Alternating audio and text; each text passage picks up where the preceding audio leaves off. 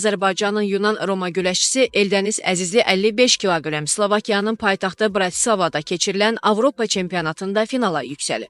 Glovalifov az məl 5 verir ki, təcrübəli idmançı yarımfinalda Ermənistan təmsilçisi Manvel Xaçataryana 5-1 hesabı ilə qalib gəlib. Murad Məmmədov 63 kq eyni raundda Türkiyəli həmkarı Kerim Kamalı uduzub. İslam Abbasov 87 kq isə Bolqaristanlı Semen Novikova məğlub olub.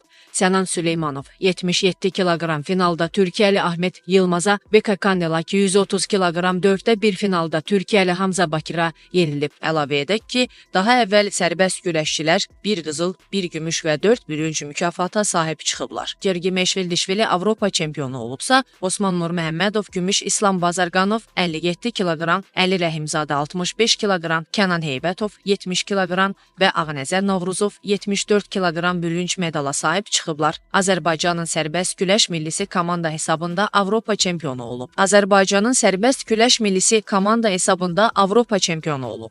Qitə birinciliyi aprelin 13-də başa çatacaq.